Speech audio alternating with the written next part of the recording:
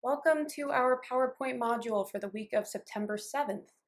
This week we're going to be talking about power and politics and how these factors relate to population health. We have a few objectives for this week. So one is to introduce health policy. What do we mean when we say health policy? The second is to consider the role of politics in shaping health-related policy, and we'll distinguish between policy and politics in a moment. And finally, we're going to apply policy and politics to the example of gun policy. This is one example we're going to use, our primary example for the week, but we will also consider other examples for policy and politics.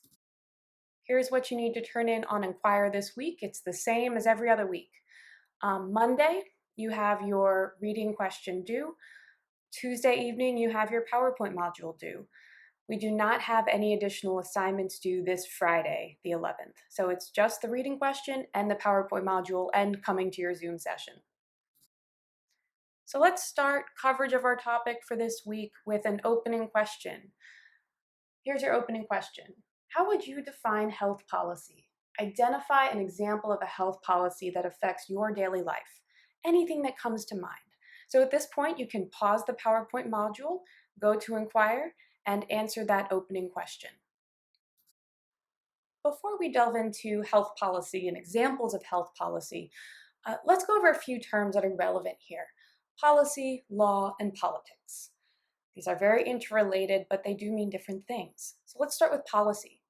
Policies include laws, regulations, organizational practices, funding priorities. So policy is a pretty broad term, and it includes laws, but it is not exclusively laws. Policies can and often do guide the functioning of institutions and organizations, meaning that they aren't necessarily trying to direct the behavior of individuals, but they are trying to have a set of priorities or practices that an institution as a whole should uphold. For example, tax policy. There are laws attached to tax, right? There are certain taxes that you need to pay, but as a whole, taxes are policies. Tax policy is something broader than just the laws themselves. Laws, on the other hand, are a bit more specific. Here we're talking about certain standards or procedures that must be followed, and usually these are directed at individuals. So how individuals must behave in a society. We have a lot of laws, and these primarily are there to enforce rules.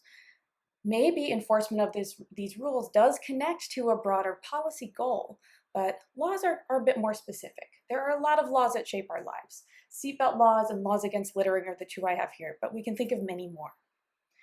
And then finally, politics. Politics is a pretty loaded term now. It's used in many different ways, but broadly we can think of politics as the process of group decision making. And group decision making within politics or the political process does include politicians, right? Those who are within the political system, but it also includes voters and constituents from outside of politics itself. Lobbyists are also a part of the political process. So lobbyists are groups of people who have a common goal and they want to see that enacted through policy or law. We could think of the NRA, the example that you read about, as a lobbyist or a lobbying group.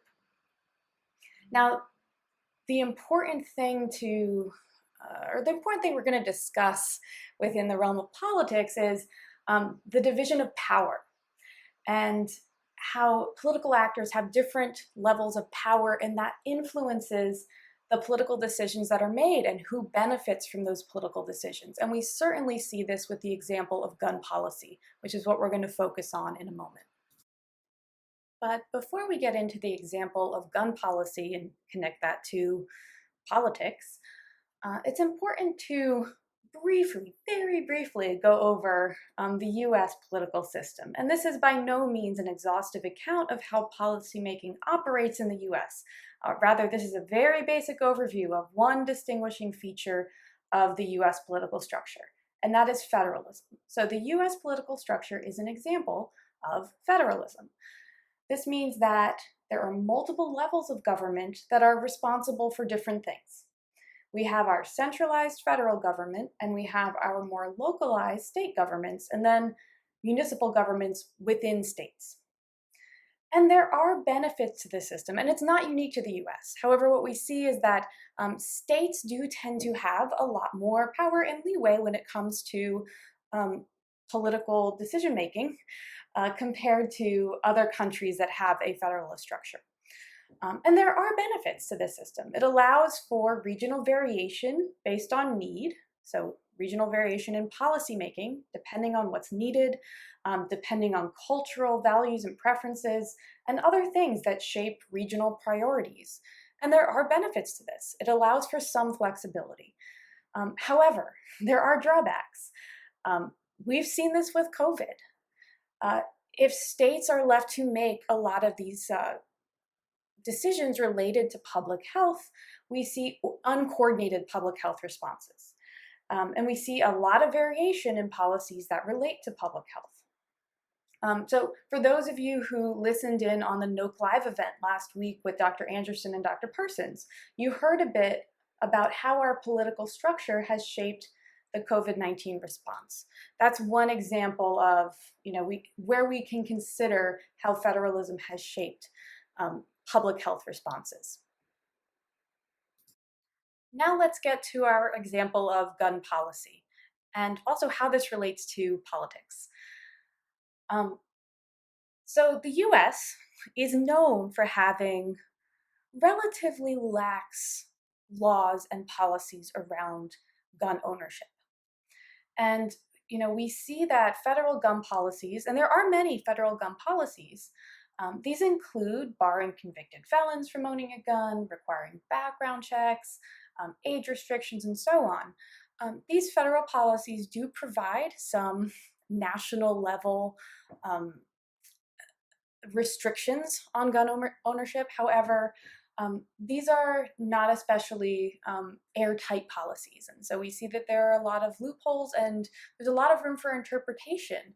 And because of that, we see huge variation in how states handle gun policy, with a lot of gun restrictions in some of like California, for example, New Jersey, for example. These are states that have a number of gun restrictions and gun-related policies compared to a number of southern states that have relatively few policies related to guns.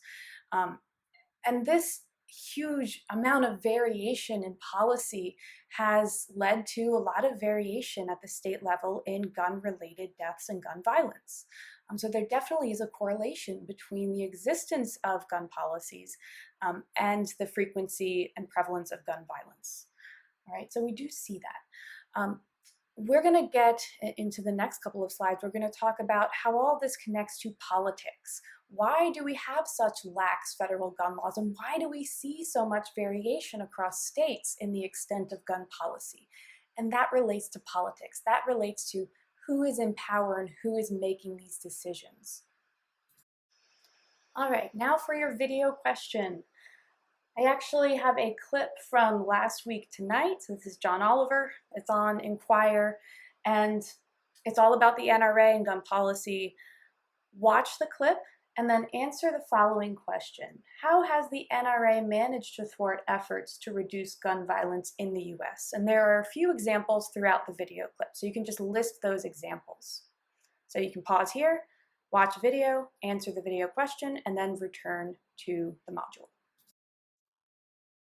So beyond thinking about gun policy, which is the primary focus of our module, I also want to give you the opportunity to think about other policy areas that are very much connected to health.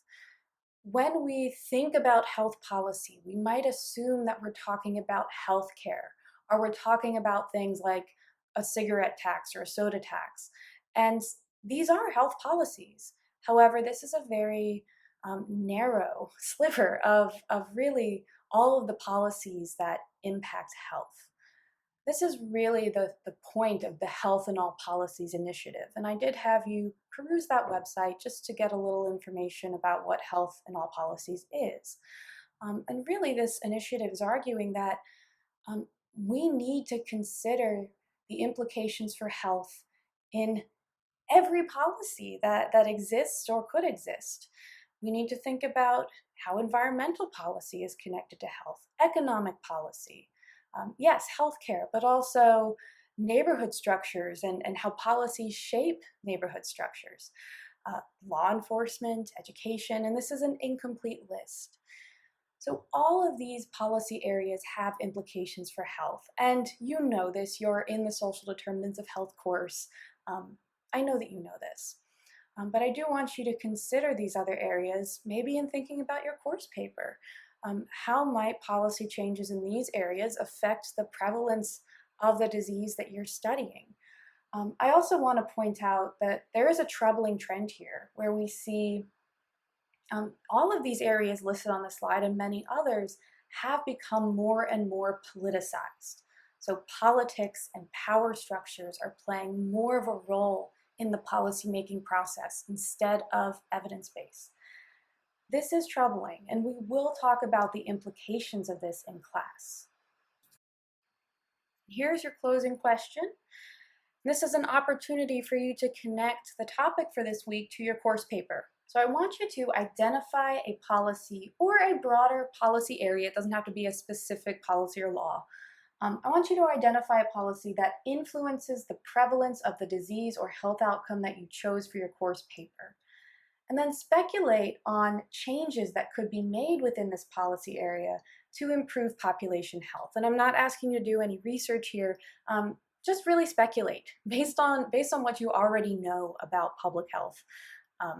What kinds of policy changes might improve population health on the outcome that you are studying for your course paper? So you can pause here, answer that question, and come back for the last slide. We have one important change to our class for this week.